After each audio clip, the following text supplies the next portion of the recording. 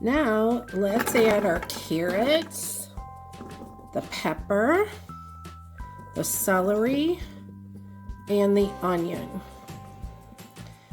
We're not going to cook these long. We're just going to get them to an aromatic flavor.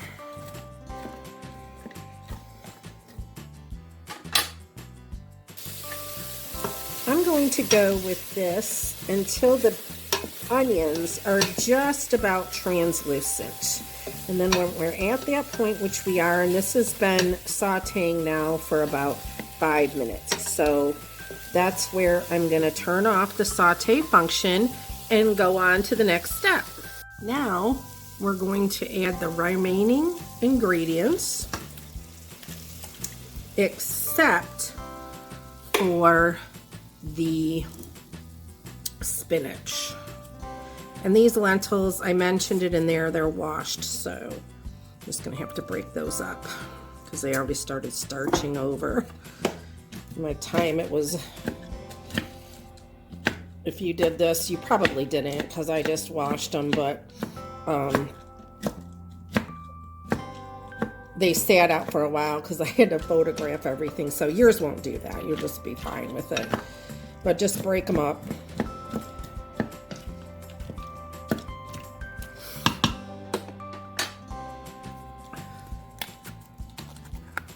We're adding the broth.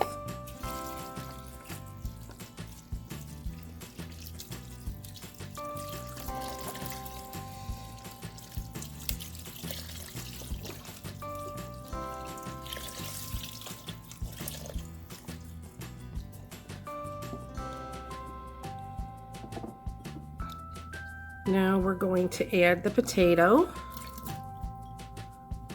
I'm going to give that another stir. The lentils are breaking up now real easily, so I didn't want anyone to panic over that. But you don't have to soak these lentils, obviously, but you should wash them because that's always something that you should have, you should do on any type of legume. Now we're going to add in our spices. So I'm just going to go ahead and just get everything a really good stir and make sure that everything is in the liquid.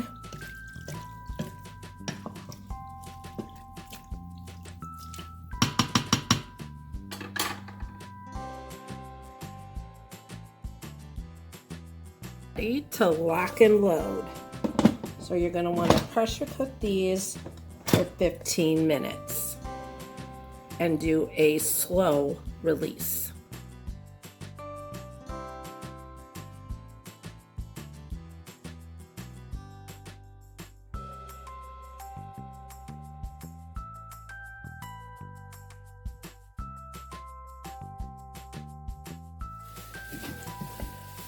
Look at that. All right, while you've got your setting on warm, you're going to want to add in your spinach and go ahead and just let that wilt down. I've got mine on warm medium for probably about, it's just going to take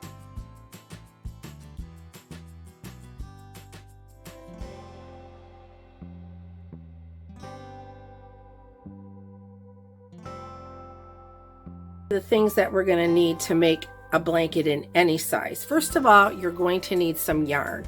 And today I am demonstrating this in, super bulky number 6. And there's a chart in the written pattern that shows you how to make any size in a number 4 worsted weight.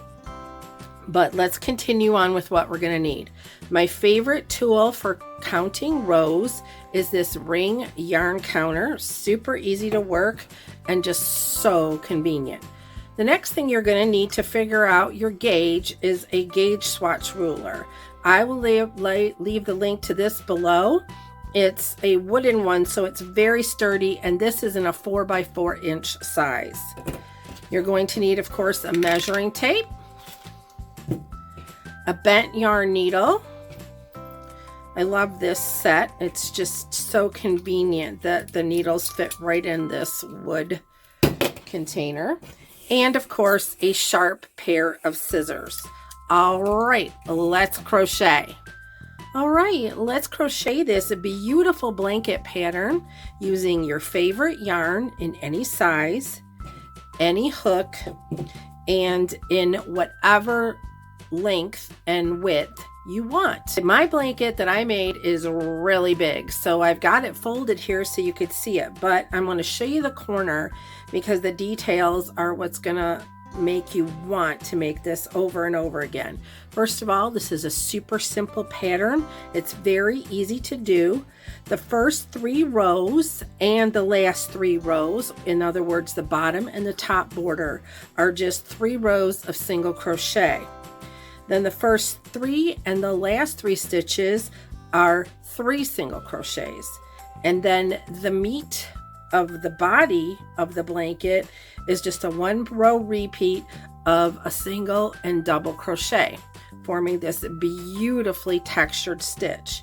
The thing I love about this the most is that it has the borders integrated into it. In other words, when you're done with it, you're done, just weave your tails, and it's absolutely beautiful. Okay, let's get started. Okay, so the first thing that we have to do is a gauge swatch. And you should have a little tool like this. I have the link to this one below, but some people have the plastic clover ones, whatever. But you need to be able to measure a 4x4 area to determine what your gauge is, so you know how many stitches and rows that you'll need to complete your final measurement size. Here we go. Now the first row, I want you to just crochet this very loosely, and you should always do this anyway because you don't want your project to pull. And if you crochet it as you normally would with the same tension, it's going to pull. So I am going to make sure that I have enough chains to fit outside of this swatch ruler. And for me today, I wanted to demonstrate with 16 working stitches, which means that this pattern is 2 + 1. So you have to crochet in multiples of 2 and then +1 for the turning chain. So I've got 1, 2, 3, 5, 6, 7, and I'm going to crochet 17 stitches. 8, 9, 10, 11, 12, 12, 13, 14,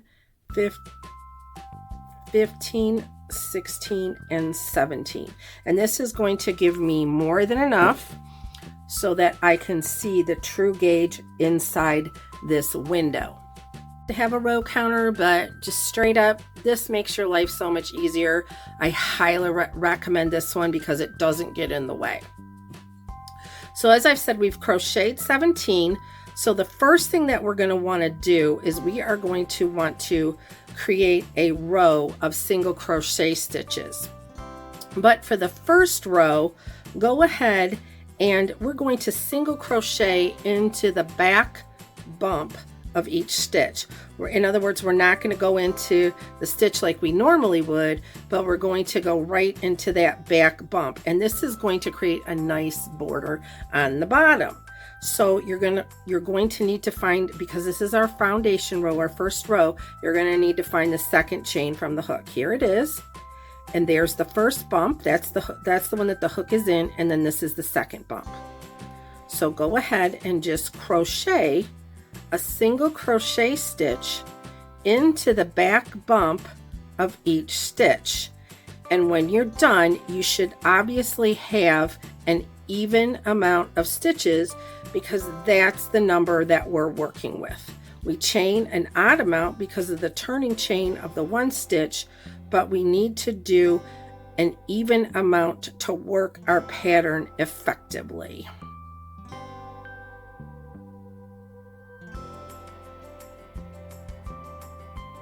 Okay, we have our first row of single crochet stitches done into that back bump of each chain. So that gives us again a total of 16. We're going to chain 1 and turn. Now we are simply going to crochet a single crochet into each stitch across. Okay, here we are at the end of row 2. We've completed our row of single crochet stitches, and we're going to chain 1 and turn. Next, we're going to just repeat that. We're going to single crochet in each stitch across.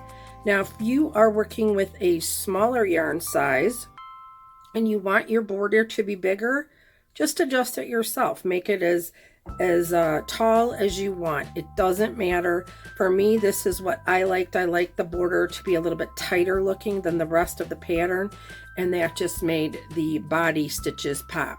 So continue along with row 3 or whatever row you want, and then end on that last stitch in a single crochet. Okay, we're going to chain 1 and turn.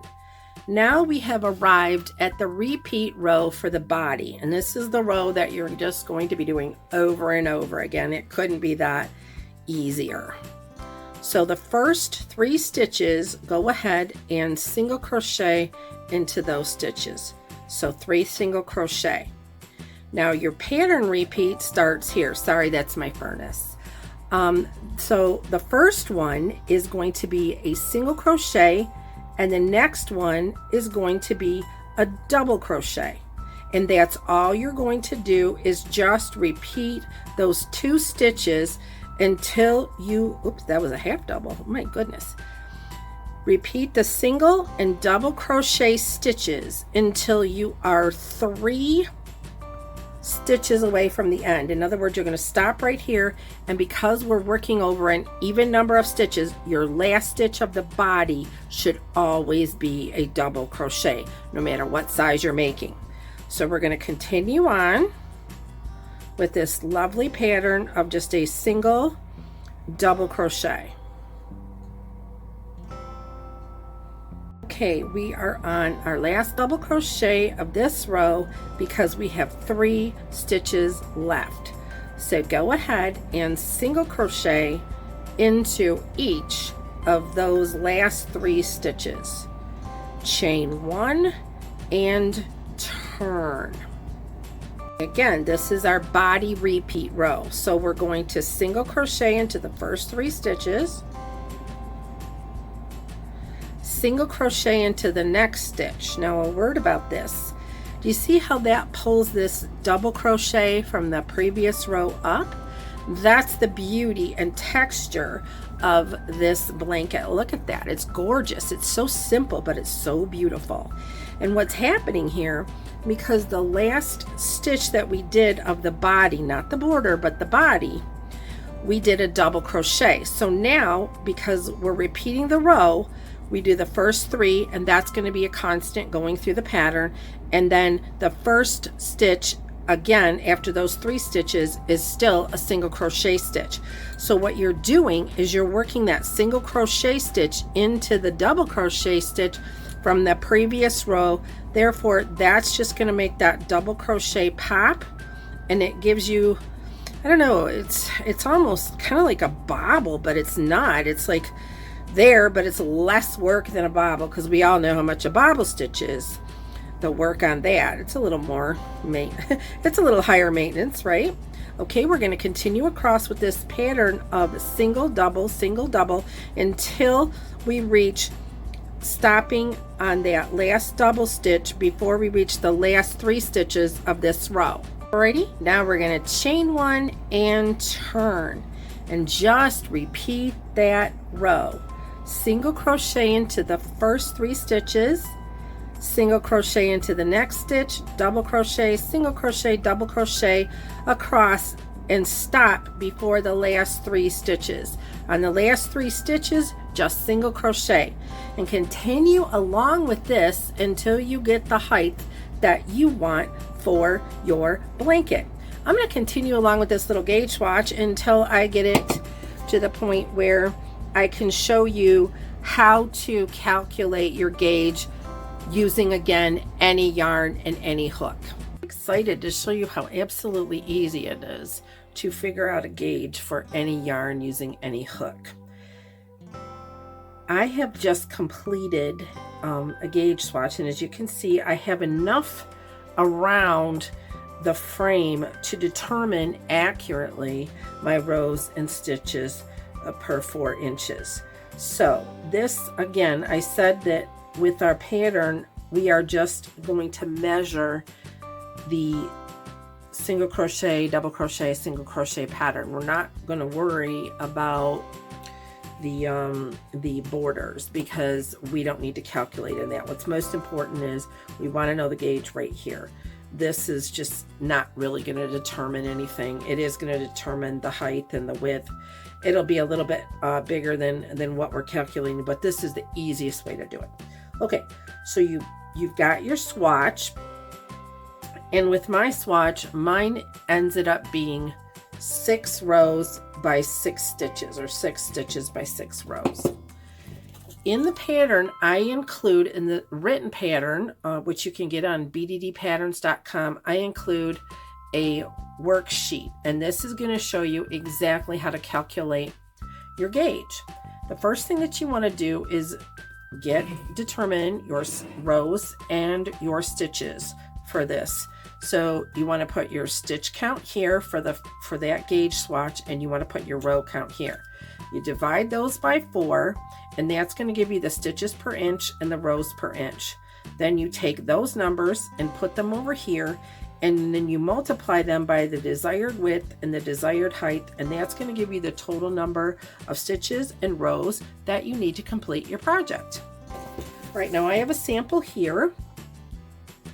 Okay, here's my sample, and this is from the blanket that I made. Again, I said I had 6 stitches and 6 rows, so I divided that by 4, and that ended up being 1.5 stitches per inch and 1.5 stitches per row. Now, don't worry, we're going to calculate these and round them up. There's not going to be a decimal point in your final numbers. All right, so I took the number of stitches and the number of rows per inch, and then I wanted a blanket that was 50 inches wide and 60 inches high. So I multiplied 1.5 times 50, and I came out with 75. But remember, the pattern is in multiples of 2. So I just upped it to 76 because that way I'll have enough stitches to complete the pattern. Then I multiplied 1.5 times 60, and that gave me 90 rows. So my final count is 76 stitches by 90 rows. And once you start calculating things like this, you're going to love it because you're like, oh my gosh, I don't even have to write stuff down. I just know that I've got 76 stitches by 90 rows and I'm done.